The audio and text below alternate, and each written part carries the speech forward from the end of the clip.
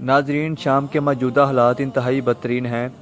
دن بدن صورتحال بگڑتی جا رہی ہے، حکومت کا خاتمہ ہو گیا ہے اور ملک کے کئی حصوں پر باغیوں نے کنٹرول حاصل کر لیا ہے۔ دوسری طرف حکومت ختم ہونے کے بعد اسرائیل نے دمشق میں موجود شام کے مقامات پر حملہ کر دیا ہے، مگر اس ساری صورتحال میں شام میں موجود ایک انتہائی مقدس مقام جناب سیدہ بی بی زینب سلام اللہ علیہ کا مزار مبارک ہے، جو سابقہ دارالحکومت دمشق میں واقع ہے۔ کیا سیدہ زینب سلام اللہ علیہ کے روزے پر بمباری ہوئی؟ کون لوگ ہیں جو اس عظیم مقام کو ختم کرنا چاہتے ہیں، اور اب تک روزے کی حفاظت کون کر رہا ہے؟ یہی ہماری آج کی ویڈیو کا موضوع ہوگا، اور آج ہم آپ کو شام میں موجود اس روزے اور شام کے شیعہ سنی فسادات کے حوالے سے مکمل معلومات فراہم کریں گے۔ ناظرین، چاہے وہ دولت اسلامیہ کی جانب سے کیے گئے خودکش دھماکے ہوں یا دیگر پرتشدد واقعات، گزشتہ ایک دہائی کے دوران دمشق جنوب میں واقع سیدہ زینب نامی علاقہ اکثر شہ سرخیوں کی زینت رہا ہے۔ جس دورانیے میں یہاں واقع سیدہ زینب سلام اللہ علیہ کا مزار کئی سیاسی اور عسکری مہمات کا مرکز رہا ہے۔ جس جگہ پر مزار واقع ہے، اس کے ارد گرد کا علاقہ وقت کے ساتھ دمشق کے مضافات میں واقع ایک عام سے گاؤں سے بدل کر خطے کے اہم ترین شہر کا روپ اختیار کر چکا ہے۔ مگر مظلوم بی بی کے ارد گرد ہر وقت گولیوں اور دھماکوں کی آوازیں گونجتی رہی ہیں، اور آج بھی یہی صورتحال برقرار ہے۔ ناظرین، متعدد مسلم مورخین اور شیعہ روایات کے مطابق واقعہ کربلا سن 61 ہجری سن 600 عیسوی میں پیش آیا۔ اس جنگ میں امام علی مقام امام حسین ابن علی علیہ السلام کے ان کے اہل خانہ اور حامیوں کی ایک بڑی تعداد شہید کی گئی۔ واقعہ کربلا کے بعد یزید بن معاویہ کی فوج امام حسین ابن علی علیہ السلام کی دو بہنوں حضرت زینب سلام اللہ علیہ اور حضرت ام کلثوم سلام اللہ علیہ سمیت دیگر عورتوں اور بچوں کو قید کر کے کوفہ لے آئی۔ تاریخی حوالوں کے مطابق یہ تمام قیدی 12 محرم کو کوفہ پہنچے، اور روایات کے مطابق اس سفر کے دوران قیدیوں کے ساتھ ظالمانہ امیز سلوک روا رکھا گیا۔ کوفہ میں اسیری کے دوران سیدہ زینب اپنے ساتھ قید بنو ہاشم سے تعلق رکھنے والے اسیران کربلا کے رہنما کے طور پر ابھری۔ بعد ازاں انہیں کوفہ کے گورنر عبید اللہ ابن زیاد ملعون نے دمشق بھیج دیا۔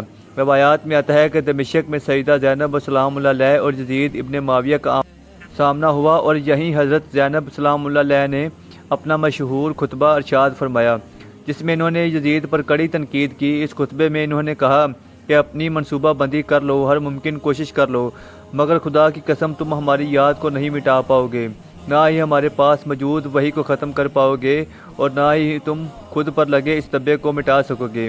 تمہاری رائے کی کوئی حیثیت نہیں، اور تمہارے دن گنے جا چکے ہیں۔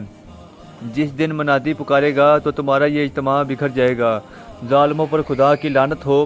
ناظرین، سیدہ بی بی زینب سلام اللہ علیہ کی وفات سن 62 ہجری سن 681 عیسوی میں ہوئی۔ مسلمان خصوصاً اہل تشیع فرقے سے تعلق رکھنے والے لوگ ہر سال 15 رجب کو ان کا یوم وفات مناتے ہیں۔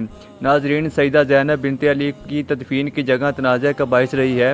کچھ روایات کے مطابق سیدہ زینب کی وفات مدینہ میں ہوئی۔ بعض مورخین کا کہنا ہے کہ سیدہ زینب نے بعد ازاں شام کا رخ کیا، جبکہ بعض روایات کے مطابق سیدہ زینب کو کربلا میں پیش آئے واقعات کا تذکرہ کرنے پر جلا وطن کر کے مصر بھیج دیا گیا تھا۔ مورخین کی اس معاملے پر متعدد آراء باعث حتمی طور پر یہ بتانا ممکن نہیں کہ انہیں کہاں دفن کیا گیا تھا۔ آیا ان کی قبر دمشق میں واقع مزار میں ہے یا قاہرہ کی سیدہ زینب مسجد میں؟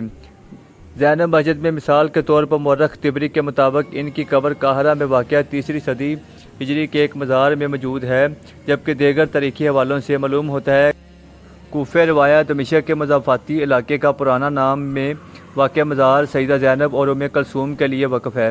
اس بات میں بھی اختلاف ہے کہ سیدہ زینب کے ساتھ ان کی بہن ام کلثوم میدان کربلا میں موجود تھی یا نہیں۔ البتہ وقت گزرنے کے ساتھ ساتھ دمشق کے مضافات میں واقع مزار بڑی مذہبی عبادت گاہ میں تبدیل ہو گیا، جہاں ہر سال دنیا بھر سے لاکھوں زائرین آتے ہیں۔ اس بات سے قطع نظر کہ اب بھی یہ ابہام موجود ہے کہ آیا یہ واقعی سیدہ زینب کی آخری رامگاہ ہے بھی ہے کہ یا نہیں۔ ناظرین، سن 1967 میں یہاں فلسطینی پناہ گزین اور گولان سے بے دخل ہونے والے شامی پناہ گزینوں کے 2 کیمپ قائم کیے گئے تھے، جن میں سے ایک کوسیت کیمپ کہا جاتا ہے۔ 20ویں صدی کے وسط سے اور 21ویں صدی کے آغاز تک یہ فتنہ بنیادی طور پر فلسطینی پناہ گزینوں اور گولان سے تعلق رکھنے والے شامی پناہ گزینوں کی آبادیوں سے آباد تھا۔ 1980 کی دہائی میں یہاں کی آبادی کی اکثریت پناہ گزینوں پر مشتمل تھی۔ اس علاقے کے درمیان سے ایک سڑک دمشق کی طرف جاتی تھی جو اس علاقے کو 2 حصوں میں تقسیم کرتی تھی۔ سڑک کے دونوں جانب کے علاقوں پر 4 حصوں میں تقسیم کیے گئے کچھ علاقے ہیں جس کے وسط میں مزار موجود ہے۔ یہاں کا سب سے نمایاں سیاحتی علاقہ جنوب اور مشرقی محلہ ہے جہاں سیدہ زینب کا مزار واقع ہے۔ علاقے کے اس حصے میں ہوٹلز اور بھیڑ بھاڑ والے بازار شامل ہیں۔ فلسطینی کیمپ اس محلے کے مخالف سمت میں جنوب مغرب میں واقع ہے۔ جہاں تک اس علاقے کے عراقی باشندوں کا تعلق ہے تو وہ شمال مشرق میں واقع محلے میں رہائش پذیر ہیں۔ اس جگہ کو الاراکین سٹریٹ کے نام سے جانا جاتا ہے۔ سن 2003 میں عراق پر امریکی حملے کے بعد اس علاقے میں بسنے والے عراقی آبادیوں میں نمایاں اضافہ ہوا۔ ناظرین، اس علاقے میں ایرانیوں کی دلچسپی 1979 میں ایران میں آنے والے اسلامی انقلاب کے بعد شروع ہوئی۔ کیونکہ ایران شیعہ ملک ہے اس لیے شیعہ حضرت زینب علیہ السلام سے سنیوں کی نسبت زیادہ عقیدت اور محبت رکھتے ہیں۔ مزار کی پرانی عمارت کی بحالی کا کام ایرانی طرز پر شروع ہوا۔ گنبدوں اور میناروں میں سجاوٹ کے لیے نیلے رنگ کی ٹائلوں کا استعمال کیا گیا۔ اس کے بعد ایرانیوں نے اس مزار سے ملحقہ جائیدادیں خریدنا شروع کی اور رفتہ رفتہ 1990 کی دہائی میں سیدہ زینب سلام اللہ علیہ کے مزار کا علاقہ ایک شہر میں تبدیل ہو گیا جہاں ایرانی فنڈنگ سے اسکول، مدرسے اور ہاسپٹلز قائم کیے گئے۔